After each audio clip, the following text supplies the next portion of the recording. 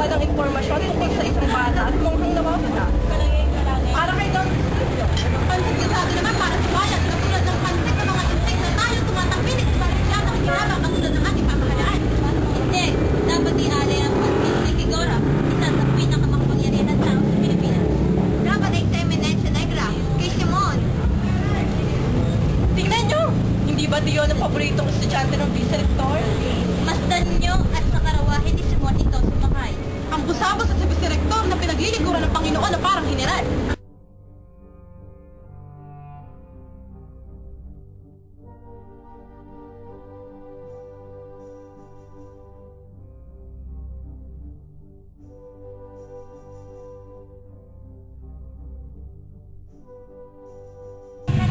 Bakit kaya sarado ang mga paaralan?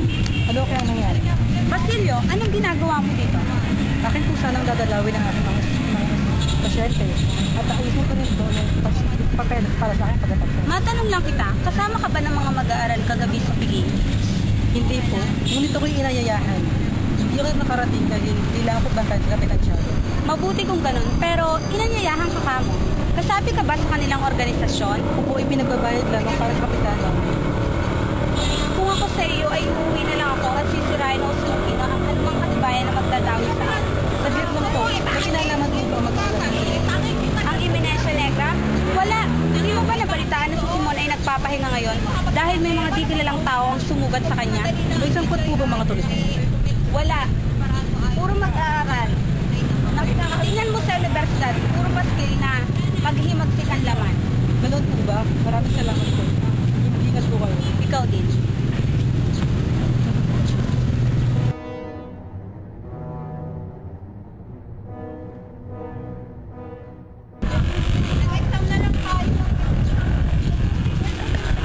Magandang umaga po po ito. Magandang umaga din. Ay, kayo sama ng mga nakapaskil sa loob. Iyo na bang nakita? Hindi pa po. Si Kapitan Tiago. Matanda na siya. Nariyan at nilalapitan na ng uwak at buwitre. Iyo siyang banday ng mabuti. Makakaasa po kayo.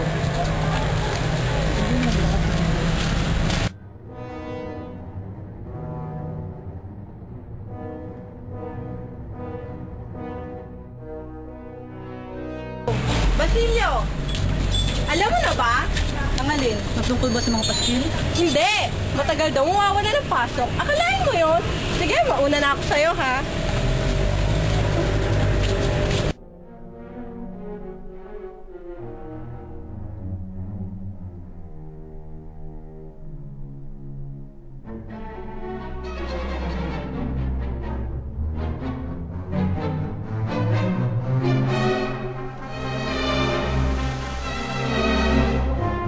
Natitiyak ko isang magarbong handaan ang ihahandog mo bilang Simon.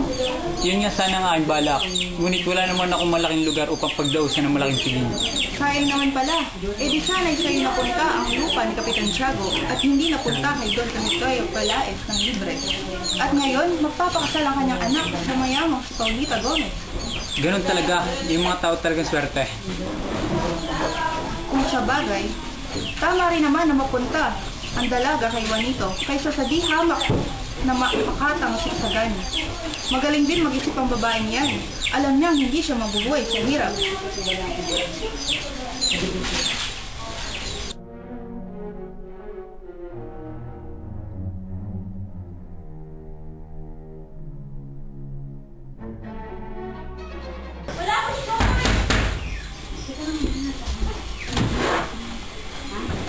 Isa ako masamang anak at kapatid din ng Simon. Nakalimutan kong pinatay ang aking ina at aking kapatid. May pinaparusahan ako ng Diyos. Wala na ako nararamdaman kundi galit at paghihiganti.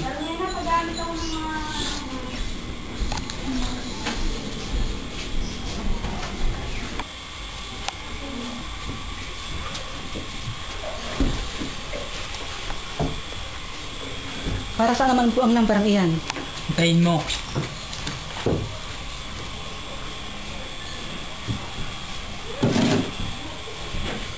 Dinamita?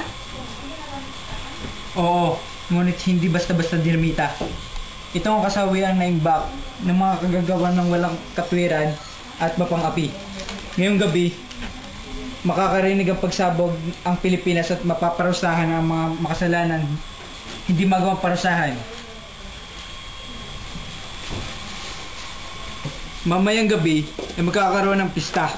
Ilalagay ang lamparang ito sa gitna ng handaan. Nakapaningning ng liwanag na ibibigay nito.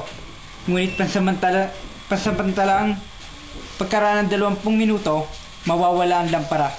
Kapag inayos ng mitsa, sasabog ang bomba. Kung gayoy, di na pala ninyo ako kailangan. Iba ang iyong gagawin. Pagkadinig mo ng putok ay lalabas ang mga artilyero at iba pang kinasundo ko noon. Pupunta sa lahat ng lugar na naroroon ng kabesang Tales sa Santa Mesa. Sabay-sabay na susugod ang lahat, magkakagulo at ang mga mamamayan ay nanaisin na lumaban. Ikaw mamumuno sa iba. Dalhin mo sila sa bahay ni Quiroga dahil doon nakaimbak ang ibang baril at pulbura. Kami naman ni Kabesang Tales ay susubukan na gawin ang tulay.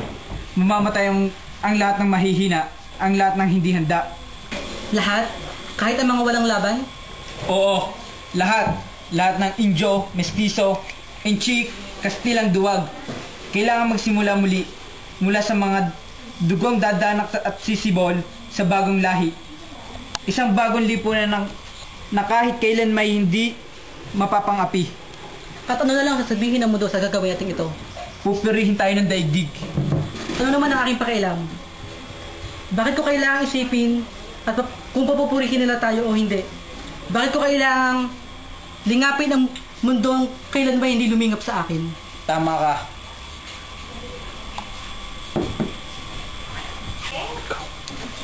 Hintay mo ako sa tapat ng San Agustin. Alas 10 ng gabi. Mga bandang alas 9, umalis ka sa daangan ng Analogue. Kung gayoy magkita na lang tayo mamaya.